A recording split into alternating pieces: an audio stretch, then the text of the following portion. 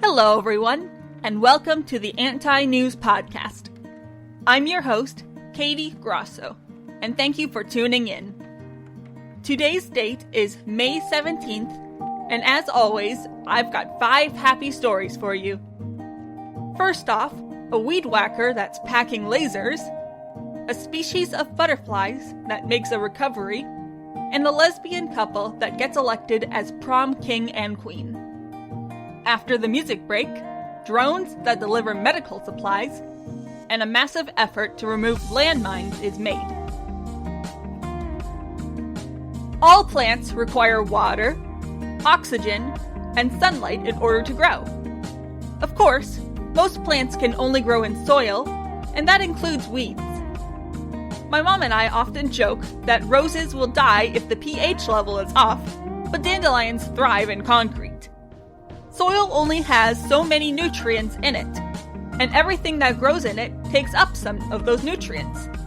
So the more weeds there are, the less nutrients that are to go around for the plants you actually want to grow. This is especially a problem for farmers who rely on healthy crops to make their living and have large fields. However, as with many things in life, this issue can be solved by using lasers. The autonomous weeder by Carbon Robotics uses 12 cameras to scan the ground and picks out weeds through machine learning. Once it's spotted a weed, it destroys it using a CO2 laser, which isn't as cool as a plasma laser, but still very effective.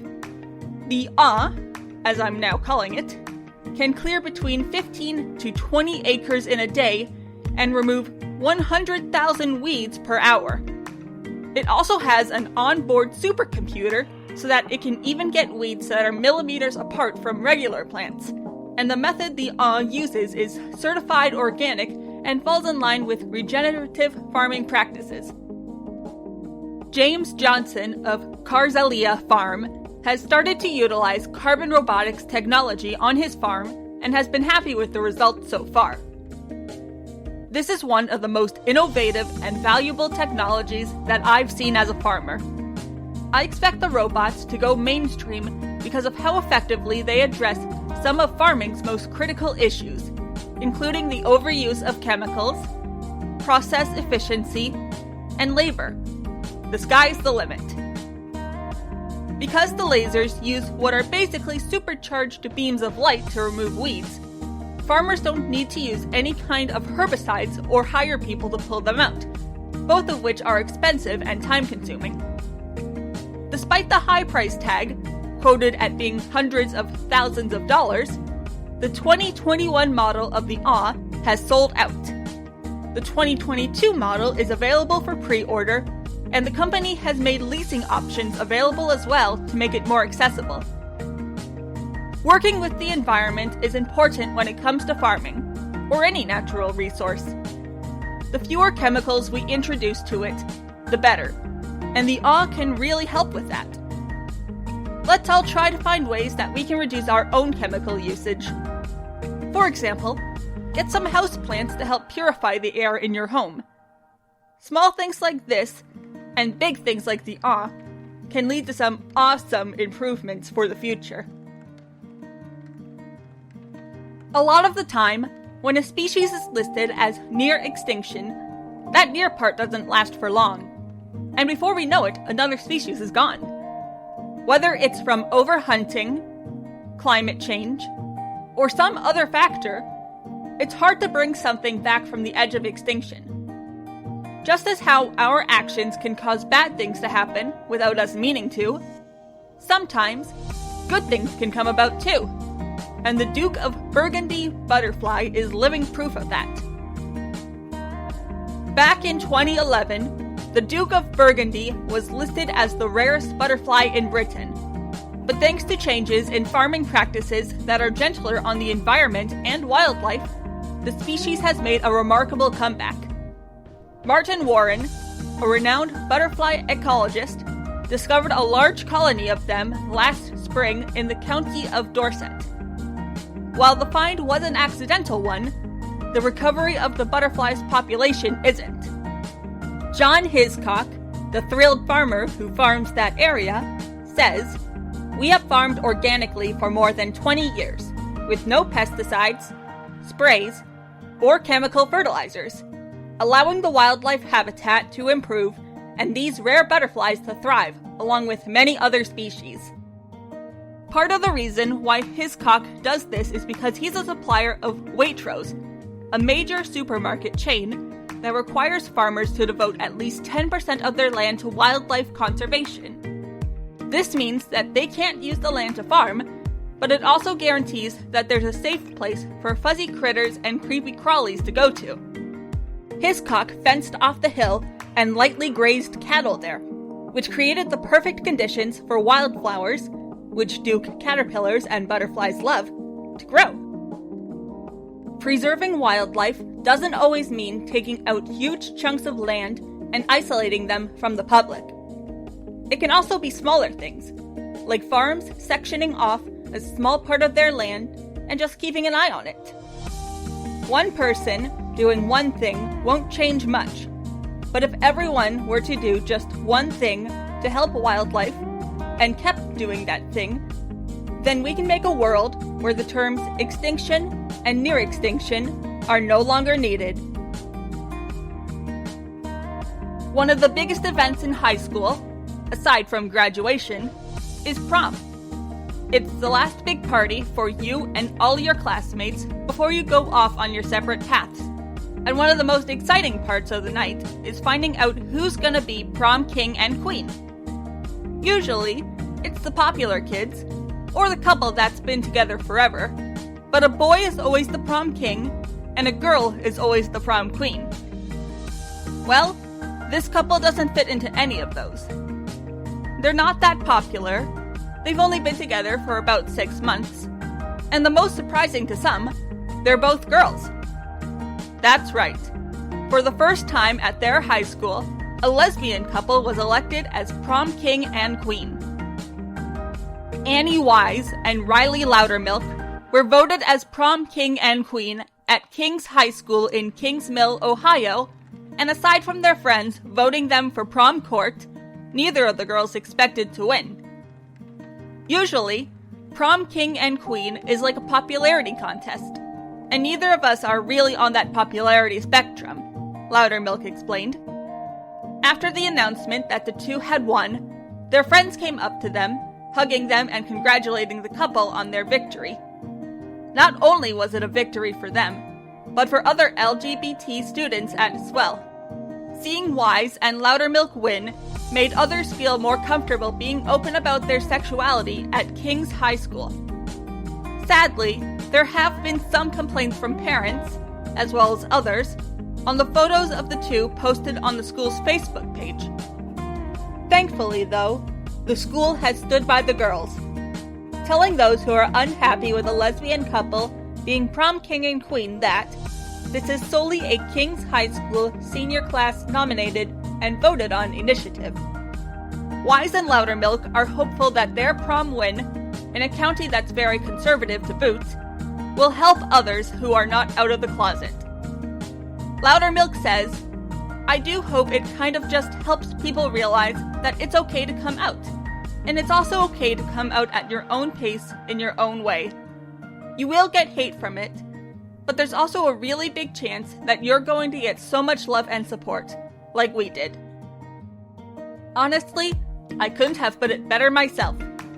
Coming out to someone, especially for the first time, can be one of the hardest things a person can do. Some ways you can make it a little easier are by sitting down with the person you want to tell in a calm environment. For example, at home at the dinner table, or if you're worried about them reacting negatively, somewhere like a park or a cafe would work as well, as they're still calm, but if something should happen, then there are others around. There's no right or wrong way to come out, and there's no right or wrong time either. Just do what you feel is best. To those out there who are still in the closet, having been there myself, I hope the day you feel comfortable to be out about who you are comes, and that you find someone who loves you for who you are. I don't have any clever transition from this story, but let's go to the music break.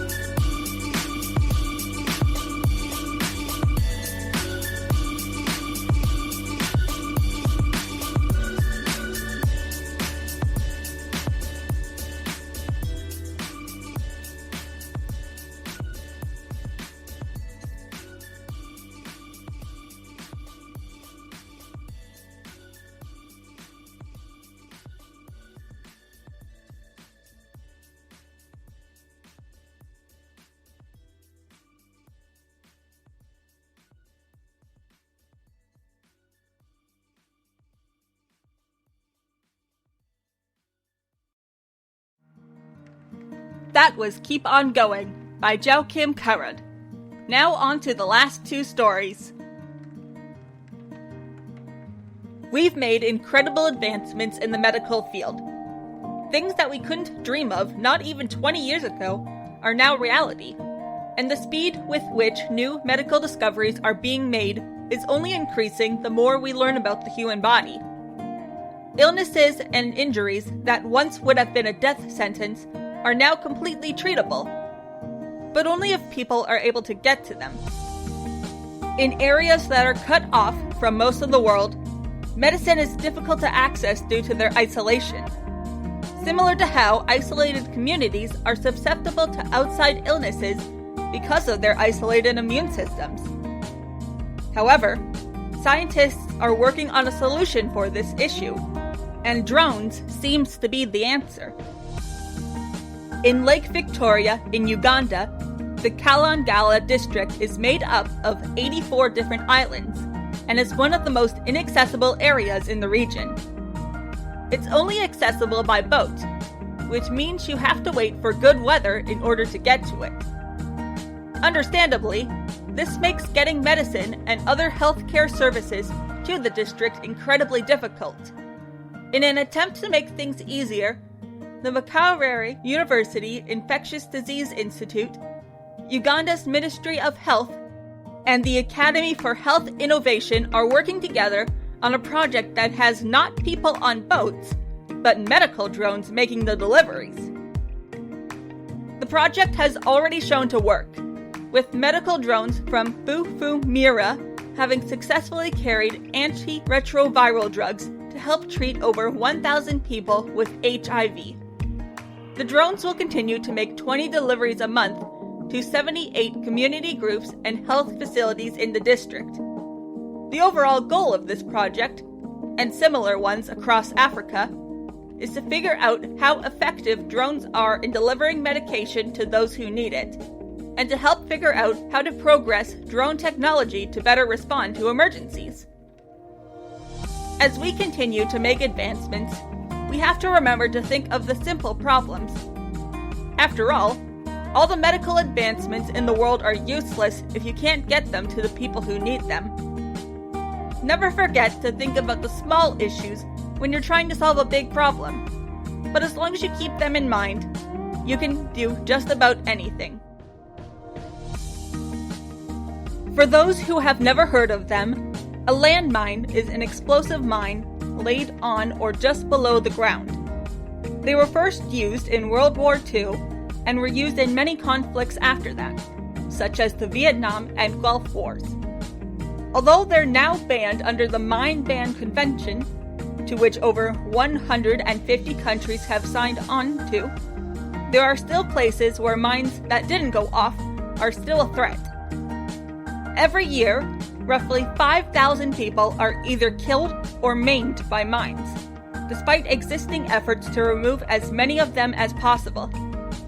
They're not just a threat to humans either, but to wildlife as well. Already endangered species are just put into more danger when there's landmines in their habitat. Thankfully, efforts to remove mines from those areas are well underway. The Dutch organization APOPO, which translated to English is Anti-Personnel Landmines Detection Product Development, was tasked by the Zimbabwean government to clear a large minefield that covers part of the massive wildlife corridor inside the Great Limpopo Trans-Frontier Park. This corridor stretches across South Africa, Mozambique, and Zimbabwe, and all sorts of endangered wildlife crosses it, such as elephants, pangolins, and lions. The organization received a grant from the US government, which they're putting towards clearing the mines out. APOPO has previously trained and used African giant pouched rats for removing mines, but this operation will be done by humans because of how dense the field is. Already, they've cleared 45,000 square meters and estimate they'll find and destroy about 15,300 mines that were laid down during the Zimbabwe Liberation War by the Rhodesian Army. Tens of thousands of people live near these mines, so clearing them will not only help wildlife, but drastically improve the lives of those who live in the area by increasing access to water, grazing areas, and roads. Removing the mines will also be a massive boost to the economy by allowing tourists to safely come to the area. The corridor where the mines are covers both the Kruger National Park in South Africa and Zimbabwe's Gonarezo National Park. While the first gets nearly 2 million visitors a year, the second barely gets any. If even a fraction of those who went to the park in South Africa were to go to the one in Zimbabwe, the revenue would have massive benefits. This is just one example of how something done in the past can have long-lasting consequences for the future. While most of us will never have to make decisions that will echo throughout history, it's still important to think and try to understand how our choices will impact those around us. If you're ever uncertain about what to do, ask someone for advice, or look up what other people have done in similar situations. While in the end, the choice is yours, it never hurts to get a second opinion. Here's today's advice. Want to make some ice cubes, but don't have an ice cube tray or an ice dispenser? You can make one at home using an egg carton. Simply cut off the lid and fill up the slots with water. If you're using a cardboard carton, make sure to line it with tinfoil first so that the water doesn't leak out. Then, stick it in the freezer for a few hours. You can also use fruit juice if you don't want to dilute your drink, or almost any other liquid really. That's it for today, everyone. I hope you enjoyed it. If you would like to support this podcast, you can find it on YouTube, Spotify, Google and Apple Podcasts, iHeartRadio, and Spreaker. Links can be found in the description, and until next time, remember that there is still some good in the world, you just gotta look for it. Take care out there, everyone.